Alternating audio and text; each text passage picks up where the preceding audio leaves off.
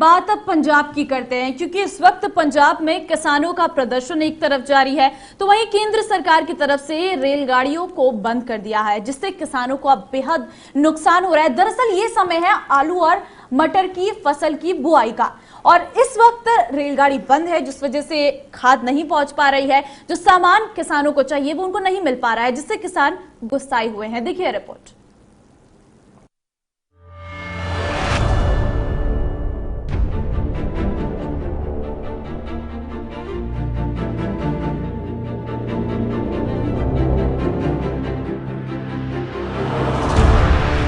पंजाब में यूरिया और डीएपी खाद की सप्लाई में अचानक आई कमी से किसानों में गुस्से की लहर है।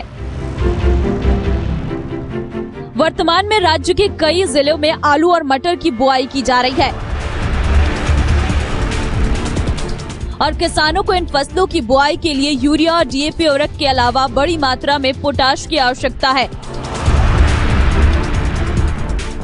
लेकिन बाजार में उर्वरक का स्टॉक उपलब्ध नहीं होने के कारण अब किसान आलू और मटर की फसल नहीं बो पा रही है। पंजाब के जालंधर, होशियारपुर और अमृतसर जिले में कई शहरों में बड़े पैमाने पर आलू और मटर की फसल की बिजाई हो रही है और इन जिलों में यूरिया, डीएपी और पोटाश की उच्च मांग है। पिछले लंबे समय से पंजाब के अंदर खादों की सप्लाई बाहरी राज्यों से नहीं हो रही, जिसके चलते जरूरत के मुताबिक बाजार में खादों का स्टॉक उपलब्ध नहीं है। यही कारण है कि आलू और मटर की बिजाई करने के लिए किसानों को यूरिया, डीएपी खाद और पोटाश नहीं मिल पा रहा। जालंधर और होशियारपुर जिले के कई किसानों का कहना है कि वे कई साल से आलू और मटर की फसल बो रही हैं, लेकिन इस साल बाजार में यूरिया, डीएपी खाद और पोटाश उपलब्ध नहीं है। यही वजह है कि वे फसल की बुआई नहीं कर पा रही हैं।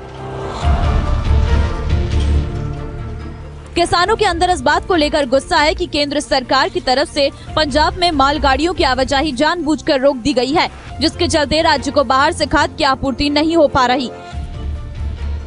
इसी के चलते ही बाजार से खाद का स्टॉक पूरी तरह से गायब हो गया है। किसानों का कहना है कि अगर समय पर उर्वरक की आपूर्ति नहीं की गई तो फसल की बुआई में देरी होगी और अगर समय से बुआई नहीं हुई तो भारी आर्थिक नुकसान उठाना पड़ेगा।